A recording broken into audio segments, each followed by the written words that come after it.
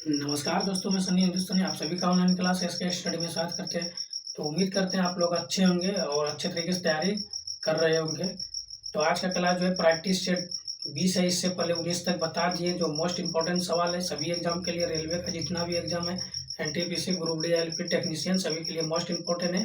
तो आज का क्लास जो है इंपॉर्टेंट सब सवाल PYQ बताने जा रहे हैं, तो आप लोग पूरा वीडियो देखिए और अच्छे तरीके से समझिए। कोई भी डाउट रहेगा तो आप कमेंट कीजिएगा, ठीक है।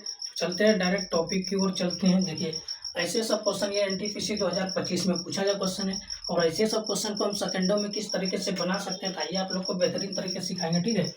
एक पाइप एक टैंक को 12 घंटे में भर सकता है, एक अन्य पाइप भरे हुए टैंक को 14 घंटे में खाली कर सकता है। यदि दोनों पाइपों को एक साथ खोल दिया जाए तो टैंक को भरने में, ठीक है, टैंक को भरने में लगने वाला समय ज्ञात कीजिए, ठीक।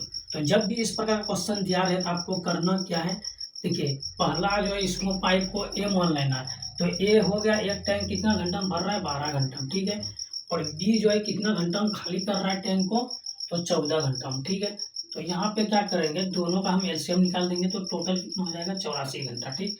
तो इसका अगर हम इस पे भाग देते हैं, ठीक, तो यहाँ पे बढ़ सकते 84 हो जाएगा और ये जो है 14 को फिर 6 बार पढ़िएगा तो 84 आ जाएगा, ठीक है। लेकिन यहाँ पे क्या हो रहा है, ये प्लस कर रहा है, यानी ये जो है भर रहा है टैंकी को और ये क्या कर रहा है, माइनस कर रहा है, ये खाली कर रहा है, ठीक है। तो हमको पूछा गया दोनों एक साथ मिल के एक साथ अगर खोल दिया जाए तो टैंक को भरने में लगने वाला समय, ठीक।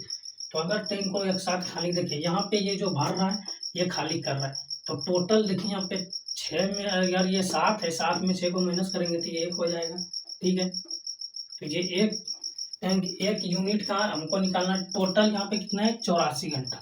तो 84 घंटा में कितना भरेगा वही आपको बताना, ठीक। तो यहाँ पे देखिए अगर इसको माइनस करते हैं तो ये 1 हो जाता है, यहाँ पे इसको माइनस करते हैं ये 1 हो जाता है। टोटल वर्क कितना है, 84।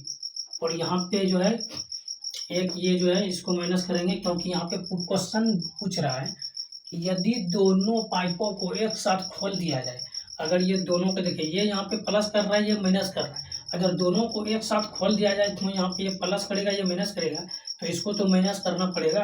तो ये 1 हो गया, तो 1 को ये 84 में अगर हम भाग देंगे तो ये 84 आ जाएगा और 84 क्या आ जाएगा, घंटा आ जाएगा, ठीक है।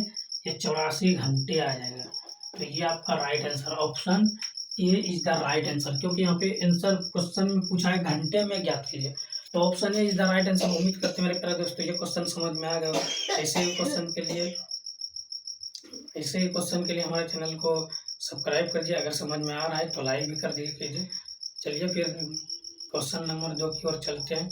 अगर इस क्वेश्चन में कोई डाउट है तो आप कमेंट कर सकते हैं, ठीक है। चलिए क्वेश्चन नंबर 2 देखिए।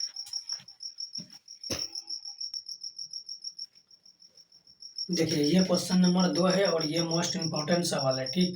और ऐसे सब क्वेश्चन जो बार बार एग्जाम में पूछा जाता है, कोई सा भी एग्जाम रहे, SSC GD, SSC CGL और NTPC, group D, LP technician, ऐसे सब क्वेश्चन जो बार बार पूछा जाता है एग्जाम में, ठीक है। और ये क्वेश्चन 2025 में पूछा गया NTPC में। क्वेश्चन है 30 वस्तुओं का विक्रय मूल्य 36 वस्तुओं के क्रय मूल्य के बराबर है, हानि या अथवा लाभ ज्ञात कीजिए, ठीक है। तो लाभ प्रतिशत पूछा गया है, हानि या लाभ प्रतिशत ज्ञात करना है। तो इसे सब क्वेश्चन में पेन उठाने का कोई ज़रूरत नहीं है, फिर भी आप एक बार समझ लीजिए, उसके बाद उठाने का ज़रूरत नहीं पड़ेगा, ठीक है। तो आइए आप लोग को बेहतरीन तरीके से बताते हैं। देखिए ये क्या है, 30 SP विक्रय मूल्य या सेलिंग प्राइस बराबर क्या है, 36 CP कॉस्ट प्राइस, इसको हम लोग क्रय मूल्य बोलते हैं, या हिंदी में लिख सकते हैं या इंग्लिश में, कोई दिक्कत नहीं, ठीक। अगर ये SP, अगर ये इधर गुना में इधर आके क्या हो जाएगा, CP भाग में हो जाएगा, ठीक। अगर यहाँ पे ये 36, ये 30 गुना में इधर आके क्या हो जाएगा, भाग में, ठीक। अगर हम इसको कटाते हैं 6 जाके 36 और यहाँ पे 5 छके 30, तो अगर हम यहाँ पे बोल रहे हैं ये SP क्या है, सेलिंग प्राइस, विक्रय मूल्य जिसको बोलते हैं। CP, अगर कोई भी सामान हम 5 रुपया में खरीद रहे हैं और इसको हम बेच रहे हैं 6 रुपया में, हमको प्रॉफिट कितना का हुआ, लाभ कितना का हुआ, 1 रुपया का, ठीक है। तो 1 रुपया का आपको लाभ हो गया, ठीक।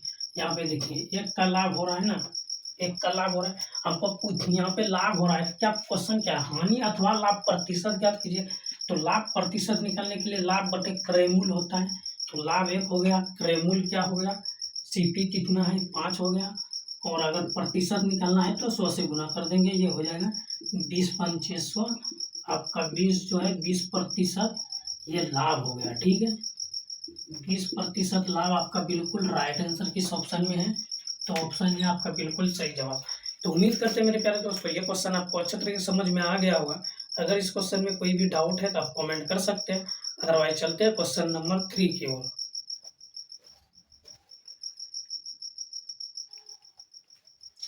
तो देखिए ये क्वेश्चन जो है मोस्ट इंपॉर्टेंट सवाल है। ऐसे सब सवाल जो है एसएससी जीडी में ज़्यादातर क्वेश्चन पूछा जाता है, और ऐसे सब सवाल को बहुत विद्यार्थी जो है छोड़ के चला आता है, या बहुत विद्यार्थी बना नहीं पाता है, वो जो है मतलब कंफ्यूज में हो जाता है कि ऐसे सब सवाल, अब बहुत को विश्वास ही नहीं होता है कि ऐसे सब क्वेश्चन एग्जाम में पूछा भी जाता है। तो आइए आप लोग को बेहतरीन तरीके से ऐसे सब क्वेश्चन को शॉर्ट ट्रिक मेथड से बताएंगे, जो आने वाले एग्जाम में आप लोग के लिए बहुत महत्वपूर्ण है, ठीक है। चलिए देखिए क्वेश्चन देखिए, 40 का 60% 15 के 1/5 से कितने अधिक है, ठीक। ऐसे सब सवाल बार बार पूछा जाता है। तो हमको ये जो है सोल्यूशन जो है हमको करना है 40 का मतलब क्या होता है, गुना। बोडमास का फॉर्मूला आपको पता होगा, का भागा गुना जोड़ घटावा। का मतलब गुना, तो गुना कर देंगे 60%, का मतलब होता है बटे का 100, ठीक है। उसके बाद हम क्या करेंगे, यहाँ पे देखिए बटे का 100, फिर यहाँ पे क्या करेंगे 15, और ये के है, के बोलिए का बोलिए, ये भी गुना, तो इसको हम करेंगे 1/5, ठीक। तो यहाँ पे डबल जीरो से डबल जीरो ये कैंसिल, और ये 5 दिया के 15, ठीक।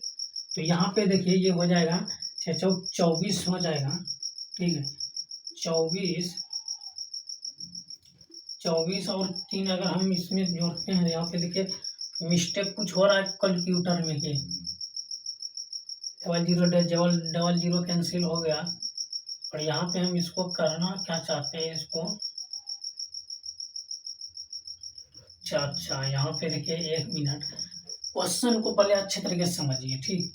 तो क्वेश्चन को समझने के लिए हमको करना क्या पड़ेगा, यहाँ तक तो पूरा फार्मूला सही है, ठीक। लेकिन हमको यहाँ पे क्या करना पड़ेगा, माइनस करना पड़ेगा। क्यों करना पड़ेगा, क्योंकि यहाँ पे पूछा गया है 40 का 60% 15 के 1/5 से कितने अधिक है। तो ये जो है इससे कितने अधिक है, तो इसको इसमें घटाना पड़ेगा, तभी तो पता चलेगा ये कितने अधिक है। तो हम यहाँ पे क्या कर दिए हैं, गुना कर दिए। गुना नहीं करना है, बहुत विद्यार्थी ऐसे ही करता है। उसका आंसर अगर यहाँ पे ऐसे करेंगे, ये भी ऑप्शन में जिस समय एग्जाम होता है उस समय ये भी ऑप्शन दिया रहता है। बहुत विद्यार्थी इसको गुना करके ऑप्शन लगा देगा, बस आप वहाँ सोचेगा मेरा सही है, लेकिन सही नहीं है, गलत। यहाँ पे गुना नहीं होगा, यहाँ पे माइनस होगा, क्योंकि अधिक पूछा है ना। अगर मान के चलिए पूछेगा एक्स वाई से कितना अधिक है, तो एक्स में वाई को माइनस करना पड़ेगा तभी पता चलेगा। तो यही रूल नियम यहाँ पे लगा है, ठीक है। तो देखिए 24 में 3 को माइनस कीजिएगा तो ये कितना हो जाएगा, 21 आ जाएगा, ठीक। और 21 आपका बिल्कुल राइट आंसर किस ऑप्शन में है, ऑप्शन ए आपका बिल्कुल सही जवाब। तो उम्मीद करते हैं मेरे प्यारे दोस्तों ये क्वेश्चन आपको अच्छे तरीके से समझ में आ गया होगा। ऐसे ही क्वेश्चन के लिए हमारे चैनल को सब्सक्राइब कर लीजिए, और अभी तक समझ में अगर आ रहा है बढ़िया से तो लाइक भी कर दिया कीजिए, और दोस्तों के साथ शेयर भी कर दीजिए, ताकि उसको भी समझ में आए, ऐसे शॉर्ट ट्रिक सीखे और वो भी आगे बढ़े, ठीक है। तो चलिए क्वेश्चन नंबर 4 की ओर हम लोग चलते हैं। अगर इस क्वेश्चन में कोई डाउट है तो आप लोग कमेंट कर सकते हैं, अदरवाइज चलते हैं फिर नेक्स्ट क्वेश्चन की तरफ।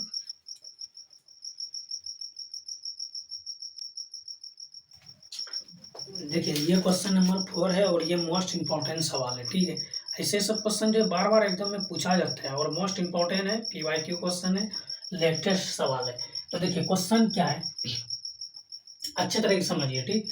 25,300 रुपये के कुल लाभ को PQ और R के बीच इस प्रकार विपरीत किया जाता है कि P अनुपात Q बराबर 9:7 है, और Q अनुपात R बराबर 3:12 है। तो ठीक है, इसमें तो नहीं दिया है, तो लाभ में R का हिस्सा रुपये में ज्ञात कीजिए, ठीक।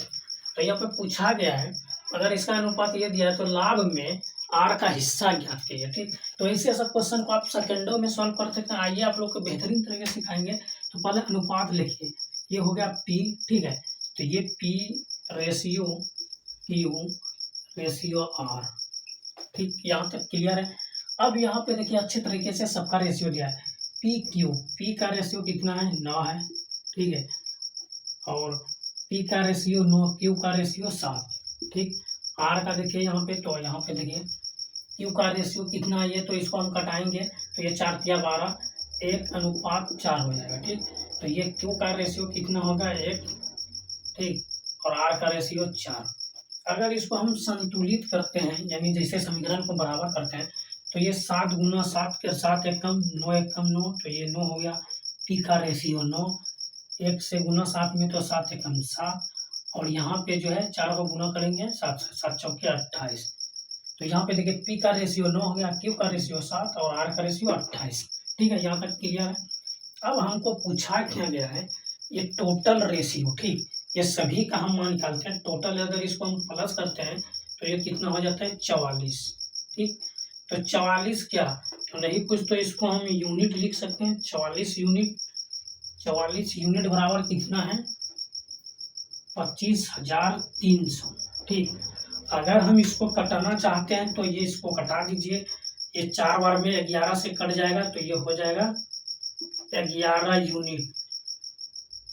ठीक है, ये 4 यूनिट हो जाएगा, 11 बार में ये कट जाएगा, 11 चौक 44, और ये भी 11 बार में कट जाएगा। तो ये कितना आ जाएगा, अगर हम इसको 11 से डिवाइड देंगे तो ये कितना आ जाएगा, अच्छे तरीके से देखिए यहाँ पे, अगर इसको हम 11 से डिवाइड देंगे तो ये जो है 2300 आ जाएगा। कितना आ जाएगा 2300। ठीक, ये भी 11 चौक 44 और 11 से इसको भाग देंगे, ये 2300 हो जाएगा। तो 4 यूनिट का मान कितना है 2300 रुपया। अच्छे तरीके से समझिए। यहाँ पे पूछा गया लाभ में आर का हिस्सा, तो आर का हिस्सा यहाँ पे कितना है 28 यूनिट। तो हमको 4 से 28 लाना है, तो हम क्या करेंगे इसमें, तो 28 लाने के लिए गुना कर देंगे किससे, तो यहाँ पे हम 7 से गुना करेंगे तो ये हो जाएगा 28 यूनिट। ठीक, 28 यूनिट हो जाएगा, और इसको भी हम क्या करेंगे 7 से गुना कर देंगे। ठीक, क्योंकि यहाँ पे अगर हम 7 से गुना किए तो यहाँ पर भी 7 से गुना करेंगे तो ये हो जाएगा 00। ठीक है, 7 या 21 की 1 हासिल कितना बचा 2, 7 दूना 14, 14 2 कितना हो जाता है 16। तो इसका जो है ये हो क्या होगा ये रुपया। ठीक, तो 28 यूनिट का मान कितना हो गया 16,100 रुपया। आपका राइट आंसर किस ऑप्शन में है, तो ऑप्शन है आपका बिल्कुल सही जवाब। तो उम्मीद करते मेरे प्यारे दोस्तों ये क्वेश्चन आपको समझ में आ गया होगा। अगर इस क्वेश्चन में कोई डाउट है तो आप कमेंट कर सकते हैं, अदरवाइज चलते हैं फिर नेक्स्ट क्वेश्चन की तरफ।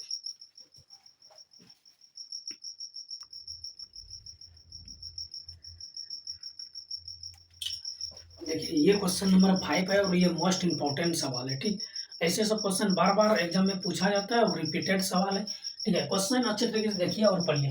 एक व्यापारी ने 56,000 रुपये में एक वाटर कूलर खरीदा, वह इससे, ठीक है, वह इसके अंकित मूल्य पर 81% की छूट देता है और फिर भी 71% का लाभ अर्जित करता है। वाटर कूलर का अंकित मूल्य ज्ञात कीजिए। तो ऐसे सब क्वेश्चन में पेन उठाने का जरूरत नहीं है, डायरेक्ट आप लोग को बताते हैं। ये हो गया सीपी। ठीक, सीपी और यहाँ पे क्या है एमपी। यहाँ पे दो चीज का बात हो रहा है, एक खरीदना और एक अंकित मूल्य, यानी मार्केट प्राइस हो गया और ये कॉस्ट प्राइस हो गया। देखिए यहाँ पे अच्छे तरह से समझिए, अगर कोई भी चीज में अगर छूट देगा तो मार्केट में ही छूट देगा, तो ये क्या होगा मार्केट प्राइस। देखिए यहाँ पे क्वेश्चन पढ़िए अच्छे तरीके से। ठीक है, इसको हम अनुपात में ले लेते हैं ताकि आसान हो जाए आप लोग को सॉल्यूशन करने में। ये क्या पूछा है, फिर भी 71% का लाभ हो रहा है। ठीक, तो अगर कोई भी सीपी अपने आप में क्या होता है 100 होता है, 100 में अगर 71% और लाभ हो गया कितना हो गया 171। ठीक, अनुपात है अनुपात, और यहाँ पे देखिए अंकित है, अंकित मूल्य में वो अपने आप में क्या 100 है, 100 में 81% की छूट हो रहा है तो ये कितना हो जाएगा 19। ठीक, अगर इसको हम कटाना चाहते हैं तो ये 19 नमा 1 तुरिया से 171 हो जाएगा। ठीक है, तो ये हो इसका अनुपात हो जाएगा 1:9। ठीक, क्वेश्चन में अब क्या पूछा गया है, एक व्यापारी ने 56,000 रुपये में एक वाटर कूलर खरीदा, तो ये एक वाटर कूलर कितना रुपया में खरीदा, तो 56,000 में। तो इधर भी 56,000 से गुना कर देंगे और इसको भी हम क्या करेंगे 56,000 से गुना कर देंगे। ठीक, हमको पूछा क्या गया है यहाँ पे वाटर कूलर का अंकित मूल्य एमपी पूछा, तो इसको हम नहीं कुछ करेंगे, इसको हम गुना कर देंगे। ठीक है, तो ये कितना हो जाएगा, तो ये 3 जीरो है, पहले 3 जीरो दे दीजिए उसके बाद 9 चौके 54, यहाँ पे 4 हो जाएगा, हासिल कितना बचा 5, और इधर कितना हो जाएगा 50 हो जाएगा। ठीक, तो ये क्या हो गया आपका राइट आंसर हो गया। ठीक, तो देखिए किस ऑप्शन में है, तो ऑप्शन जो है आपका ए बिल्कुल मिल रहा है, तो आपका ऑप्शन ए बिल्कुल सही जवाब। ये हो गया 5,04,000 रुपया आपका राइट आंसर। तो उम्मीद करते हैं मेरे प्यारे दोस्तों ये क्वेश्चन आपको अच्छी तरीके से समझ में आ गया होगा। अगर कोई दिक्कत है इस क्वेश्चन में तो आप कमेंट कीजिए, अदरवाइज चलते फिर नेक्स्ट क्वेश्चन की तरफ।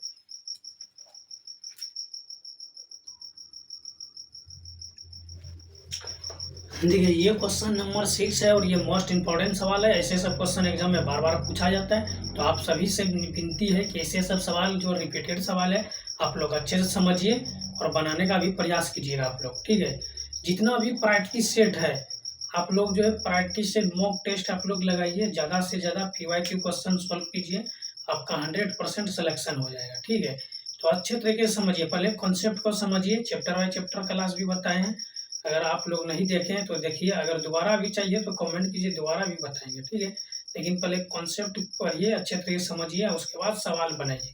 तो आइए आपको बेहतरीन तरीके से ऐसे सब ये एवरेज का क्वेश्चन है और ऐसे सब क्वेश्चन रिपीटेड सवाल है, बार बार पूछा जाता है। ठीक है, क्वेश्चन देखिए, 4 व्यक्तियों की औसत आयु 52 वर्ष है, दूसरे समूह में 6 लोग हैं जिसकी औसत आयु 58 वर्ष है। जब दोनों समूहों को मिला दिया जाता है तो सभी व्यक्तियों की औसत आयु कितनी है। ठीक, तो सबसे पहले आप लोग देखिए अच्छे तरीके से, ये क्या है, ये 4 व्यक्ति है। ठीक है, ये 4 व्यक्ति है, इसका जो है औसत कितना है 52 है। ठीक है, और यहाँ पे देखिए फिर दूसरे समूह में क्या है, ये 6 व्यक्ति है, इसका औसत कितना है 58 है। तो इसमें आपको देखना है कि कितना अधिक है, तो ये +6 हो रहा है। ठीक, और ये +6 हो रहा है, तो हम क्या करेंगे, तो यहाँ पे देखिए अच्छे तरीके से, ये 52 है। ठीक है, 52 को हम क्या करेंगे प्लस कर देंगे। ठीक, और यहाँ पे +6 हो रहा है, तो यहाँ पे 6 को 6 से क्या करेंगे हम गुना कर देंगे, तो ये हो जाएगा 36 हो जाएगा। ठीक है, और यहाँ पे दोनों को मिलाकर पूछा है कि इन दोनों को हम प्लस कर देंगे, तो ये 10 हो जाएगा। ठीक, तो ये हो जाएगा 52 प्लस, ठीक है, 3.6 आपका राइट आंसर हो जाएगा। ठीक है, तो यहाँ पे देखिए ये क्या हो जाएगा, ये हो जाएगा 55.6 वर्ष हो जाएगा। ठीक है, तो वर्ष में आंसर दिया है तो हम वर्ष लिख देंगे, क्योंकि हम क्या आयु पूछा है ना, तो ये हो गया आपका राइट आंसर। किस ऑप्शन में है, तो ऑप्शन है बिल्कुल सही जवाब। तो उम्मीद करते हैं मेरे प्यारे दोस्तों ये क्वेश्चन आपको अच्छे तरीके से समझ में आ गया होगा।